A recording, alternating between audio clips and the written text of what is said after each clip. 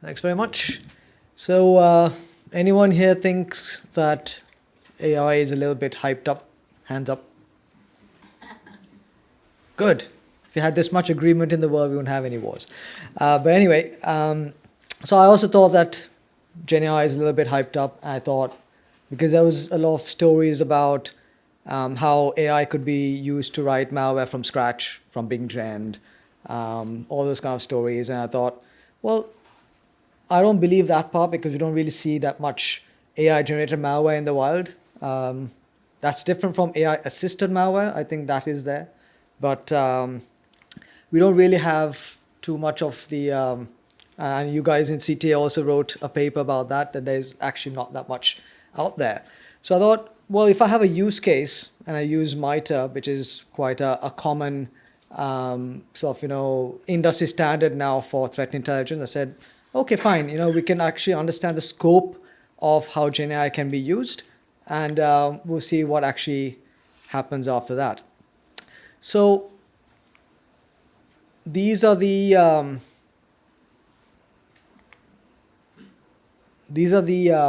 portals that I use. All of you are going to recognize these names.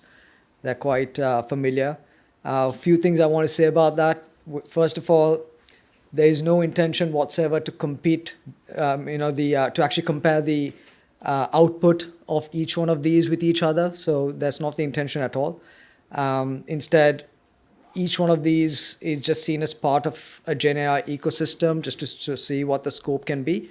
And a few other points. I did pretty much all of this research between June, July of earlier this year, and I used the free portals. So if you were to do the same thing now, you might get different results. And if you were to use a paid version, you might get different results. But to start off with, I just want to check whether GenAI has a sense of humor, right? So my prompt was this. And before I actually show you what happened, I want to find out if any of you has an answer for this. Any ideas?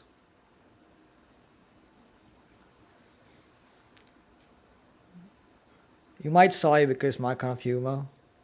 Sorry, Michael. But anyway, these are the answers that came up, right? So you can see that. It's a cheetah. That's right. So DeepSeek has got an entire white paper, and Claude has a small essay. But the one that actually got it right was AI Studio, and they actually realized it's a pun. But the thing is that actually, very quickly, it calls it a classic riddle, and I'm not sure why, because I just made it up. So it can't be that classic. But getting down to business, we have actually a couple of parts here to this presentation. The first one was to check, is it possible to give GenAI a log, a behavioral log for something, and would it be able to, if it is possible to do that, is it going to be able to spot specific MITRE IDs in terms of tactics and techniques, and whether it's going to be able to make sense of that. So a use case for this would be things like sandboxing or for incident response. So if it's possible to give some kind of logs to a GenAI system, is it going to be able to make sense out of that? So the first thing I want to do here was that I wanted to give something that's fresh. It can't be some log which is already out there on the internet, because AI could have had access to that and could have made some sense of it already. So I want to give something fresh. But at the same time, I didn't want to give any proprietary logs that we have for our debug systems, because it's going to a backend somewhere, right? So I decided to use some common monitoring systems. A couple of them are from sysinternals. Whoever is a researcher in this room, and most of you probably are, you would recognize Procmon, Sysmon. And so the event tracing is something that's quite common these days. It's used in EDR quite a lot. And the last one was Wireshark for packet captures. So the thing is that a lot of these AI systems didn't actually, all of these are actually binary file formats. So a lot of the portals did not like to process binary, right? So they actually had to be exported to a textual format. So these are the common ones. and there are some publicly available tools, including some of these tools themselves, that would allow you to export the boundary format to a textual format, and that's fine. But this is what brought us to lesson number 1, that if you want GenAI to actually try and make sense of a log, it needs to be in a textual format. So actually started with a PCAP, where a colleague of mine had actually requested him do some kind of probe and give me a PCAP, and I wanted to see what happens if I send it to GenAI. The first thing that happened was that ChatGPT was the only one didn't complain about the file format, right, being binary. It actually gave me, this was the prompt that I gave it, right? Do you have any MITRE attack IDs associated with the PCAP? And it didn't complain. It actually gave me something that looked pretty good, right? So, and I was really impressed, because you know all of this from just, parsing the PCAP. But we'll come to that a bit later. It actually got it right, saying, okay, fine, there is a tactic like discovery, and it is doing some kind of, probe that is related to trying to break into something. Okay, fine. Or trying to find out what is running on the system, or on the network. So I was like, okay, fine, that's great. But actually what's happening is that there's some cunning parsing going on, right? So there's the file that I gave, right? I only actually noticed this later on after I was all impressed, that it's actually tokenizing each part of this into different components, and then making sense of each one of them. So one part is about the PCAP, right? It knows its nmap from the file name. It knows the arguments or the parameters that have been passed, and the IP address. So it's actually not that clever. It's just using whatever information it already has. Now, in the wild, no one's going to be giving you what was the nature of the probe that was executed, right? So I said, okay, fine. If I want to actually test this properly, I'm going to have to use a neutral file name. So I said, fine, I'm just going to call it network. And I already knew that it's not going to be liking binary format, so I exported to CSV. And then what happened? So I did the same prompt, right? I said, okay, this time I'm going to export it to CSV, and now you tell me if you're able to find MITRE attack IDs in it. This time what happened was that it did actually still work. It still told me about the discovery part, but it was no longer as confident as the last time, right? Because the last time it was able to parse different parts of it and knew what it was doing. But this time it was saying, I can still find discovery. But it also found a lot of other spurious things which are completely not related. So it is kind of, doing a bit of speculation here. But this led to lesson number 2, which is that if you're uploading something, do not reveal any data in the file name, because it is going to be using that, and so it's going to bias its results, right? You don't want to do that. You want to use something that's fresh. So what about the other systems, right? So Claude actually did a pretty good job. It found 2 things. It said it could be reconnaissance as well as discovery. And the green means, every time you see green, it means that I think it got it right? If you see red, so in Copilot, which is basically an extension of GPT-4, so it'll be similar to ChatGPT. If you see red, it means it's speculation. I think it's wrong, right?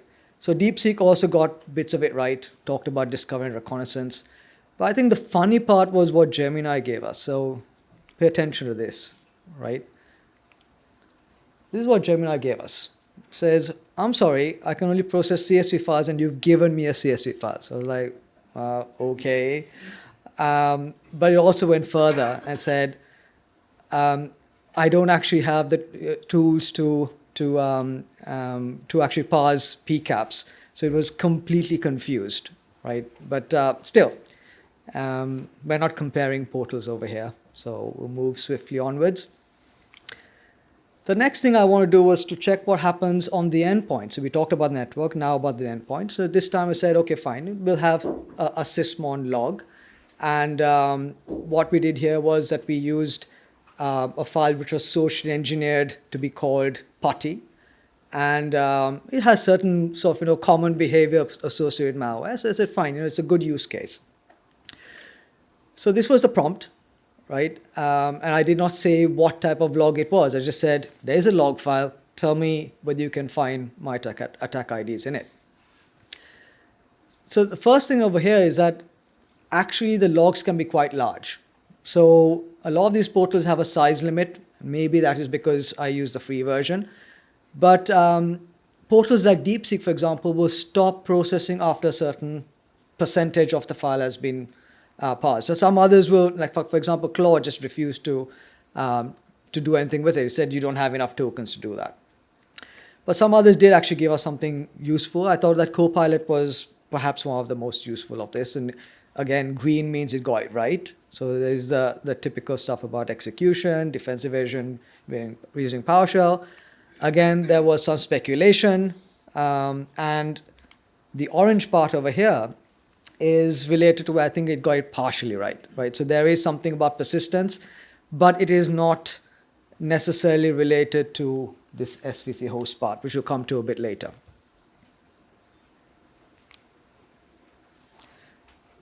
A little bit more about the speculation. So it talks about discovery and command control. I've absolutely no idea where it got this stuff from, right? So this is kind of an indication of how dangerous this can be. But it gave me a bit of a thought process about this, right? I mean, before we go to that, actually, let's talk about DeepSeek.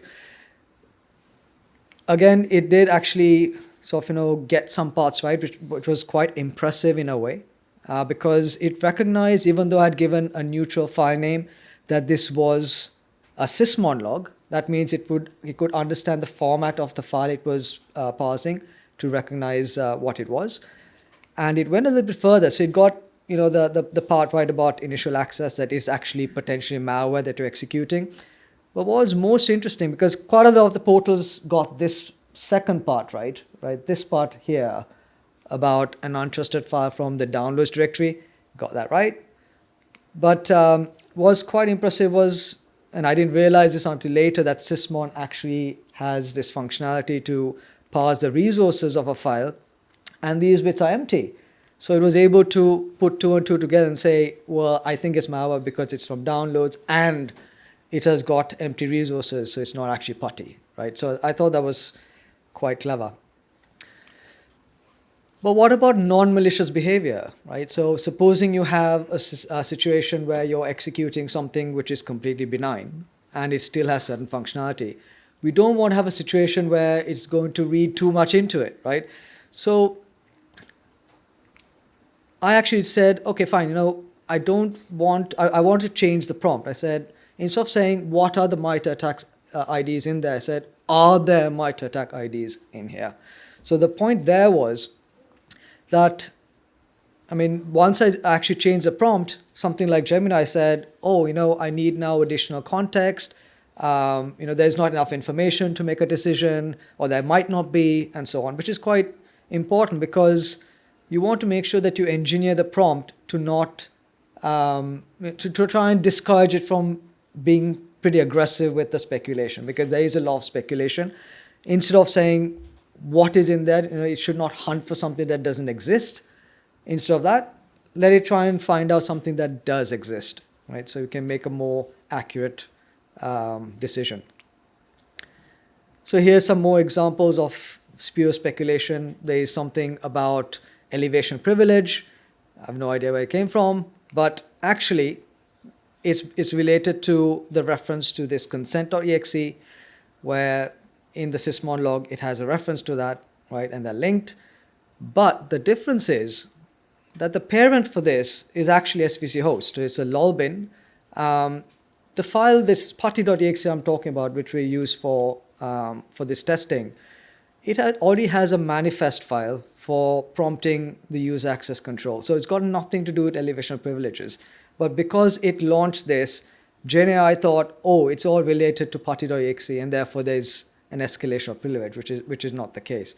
So point here is that GenAI is not SIM. It's not tracking the parent-child process of linkages that happen.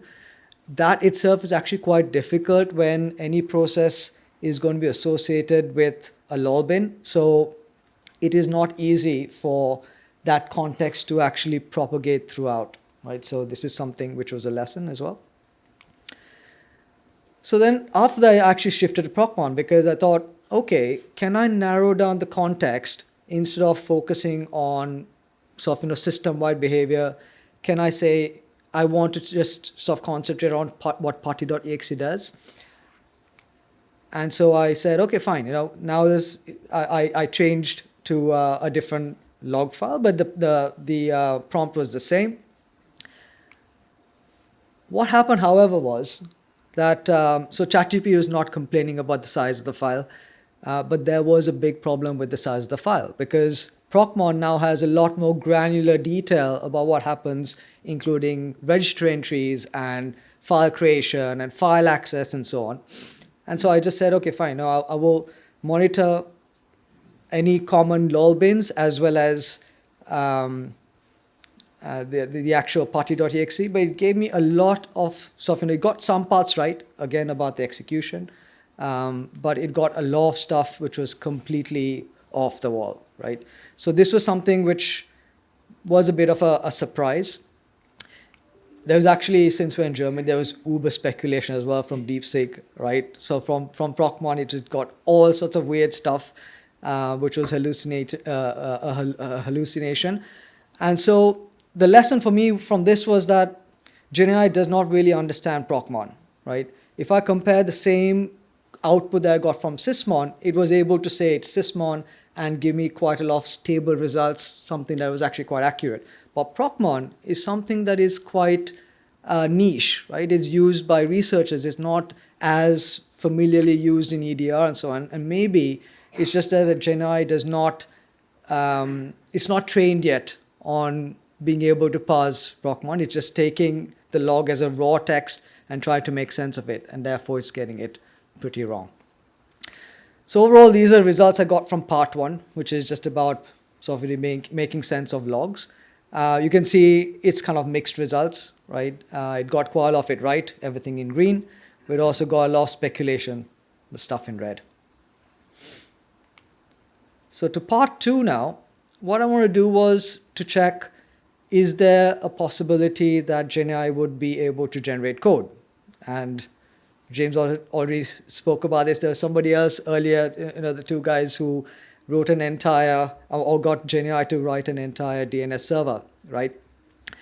But I want to see what the scope was. So 2 questions. One was, is GenAI able to write code, which is sort of going to work like malware? And secondly, what is the language that it would typically give you, right? I think you might be able to guess what's going to come next in certain respects. But the use case for this is, if you're able to give these kind of working code samples, we can use that in testing our product features for for security. Is it actually working? So what I tried to focus on here was the stuff that it didn't get right in part 1. I said, okay, fine. Let's see whether you still understand what is going to happen in those kind of tactics which were not covered in part 1. So one over here is privilege escalation, process injection. Can I get GenAI to give me code that is going to inject into another process? So this was my prompt. You can see it's trying to sugarcoat it into saying, oh, all I want to do is get it to to give a message box saying hello world, right? That didn't actually work very well. There are, as I expected, guardrails, right? You can see that ChatGPT said it is against our policy. This is typically used in malware. And so it was just a confirmation that many portals will have guardrails against doing something which would be seen as a security threat. However, we did get some code. This is actually from Gemini.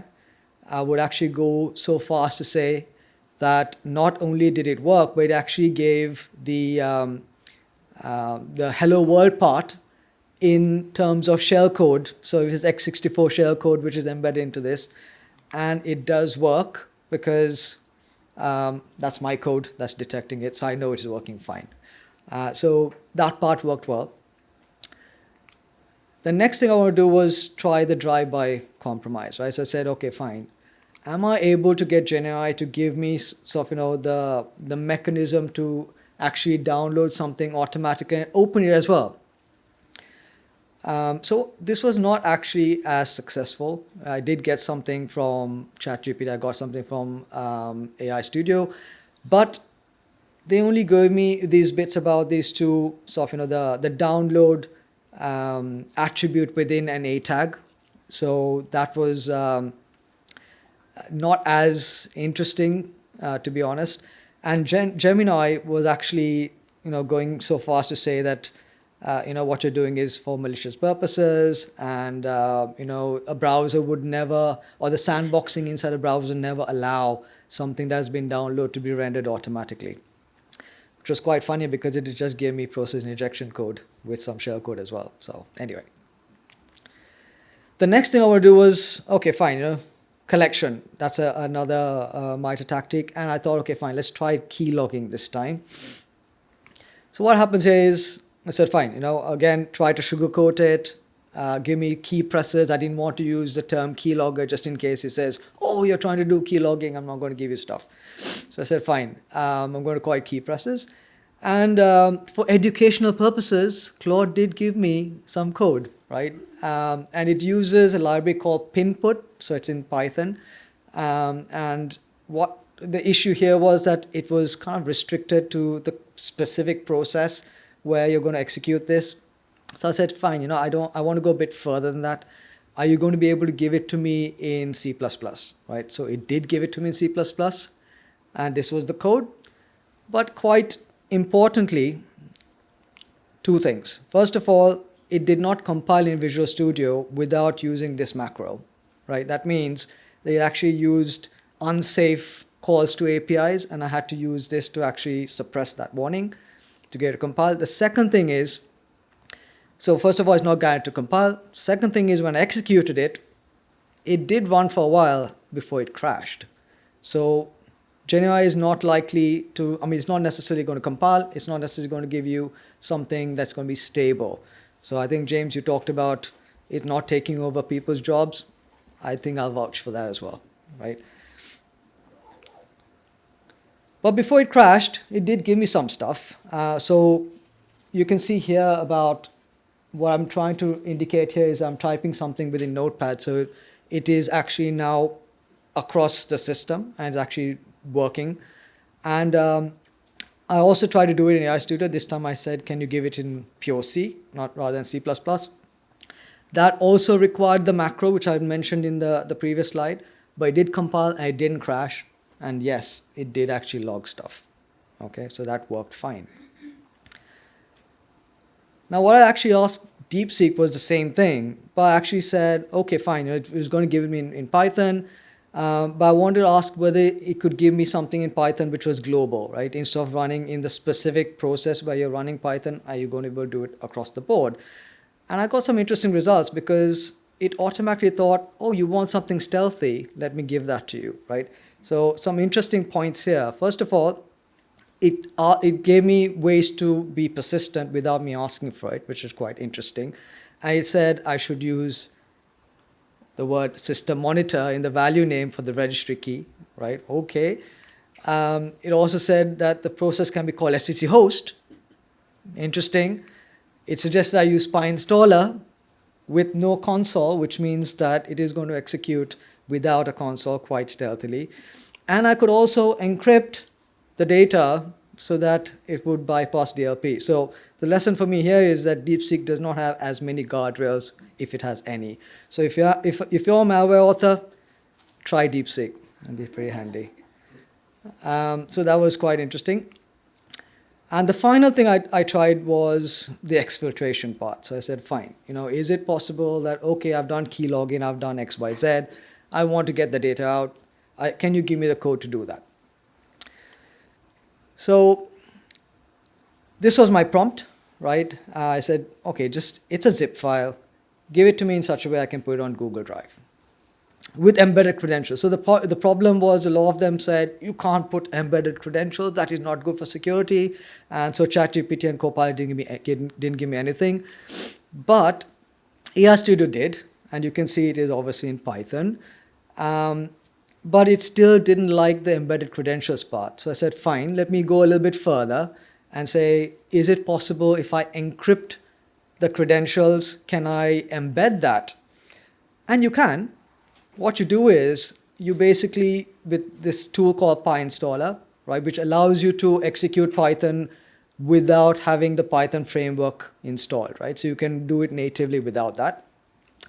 And you can add whatever you like. So if you have code, this is the code to actually encrypt something in Python, right? There are standard libraries for this. You can encrypt the stuff and upload it as part of the package. And the secret key can also be included in the same package so that when you drop something, you can use these bits to decrypt the stuff on the fly, and then Bob's your uncle, right? So this is what I thought would work out pretty well. However, I didn't actually try this. So on my last slide, these are my results from the code generation part, right? So two things work pretty well. I would say the process injection and the keylogging work pretty well. But you can see a common theme here, right? This is the common theme. And that's what I expected would be the case, because Python is something that is going to be cross-platform. It's going to work pretty well in many cases, but it doesn't do code injection. So I knew that was going to be in C. So you can see that over here. AI Studio actually gave me potentially the middle one here, I think didn't work at all because of the fact that it is not going to automatically execute anything, because all browsers now have got sandboxes, and it's going to be pretty difficult to bypass that without an exploit, right? So I didn't expect that to work anyway, but I thought, why not try? Give it a shot. And the orange part, this part here, is I think I would say it's partial only because I didn't test it, but I'm pretty sure that would work because it's written in Python, and the entire explanation of how that would work was pretty good. So I'm convinced it would work if I set up all the bits. That means I would have to have my own, I'd have to set up a G Drive account. I'd have to put all the permissions on it with all the right keys and stuff. And I thought, no, leave it. I'm pretty sure it's going to work, right? So that's basically how it went. And that's my talk. I'm open for questions.